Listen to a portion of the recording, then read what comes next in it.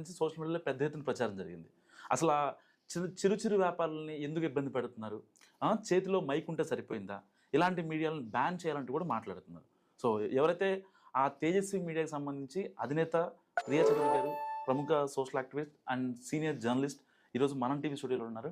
అసలు దీని వెనుకున్న మాఫియా ఏంటి, వీళ్ళు వెళ్ళి ఆ చిరు వ్యాపారిని టార్గెట్ చేయడం వెనక రీజన్ ఏంటి, ఆవిడతో మాట్లాడదాం. నమస్కారం మేడం. నమస్తే మేడం. ముందుగా అసలు దీని వెనకాల ఏ శక్తులు ఉన్నాయని ముందు పర్టికులర్గా ఆ అబ్బాయి దగ్గరికి ఎందుకు వెళ్ళారు మీరు?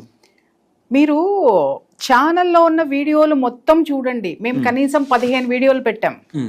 మీరు ఎవడో ఒక చిన్న ఇది తీసి దానికి వెనక బ్యాక్గ్రౌండ్ మ్యూజిక్ వేసి పెట్టి ఒక వీడియో చేసుకోగానే కేవలం అది మాత్రమే అందరూ వాడుకొని అబ్బో పాండిత్యం మొత్తం మానవతావాదం మొత్తం పెట్టేశారు. అసలు మేము పెట్టిన వీడియోస్ తేజస్వి న్యూస్ లోకి వెళ్ళి మొత్తం చూడండి, స్టెప్ బై స్టెప్ ఉంటది అక్కడ.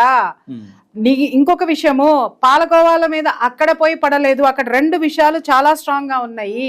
ఫస్ట్ అక్కడ జరుగుతున్నది ఏ జాతర అండి? జాతర జరుగుతుంది.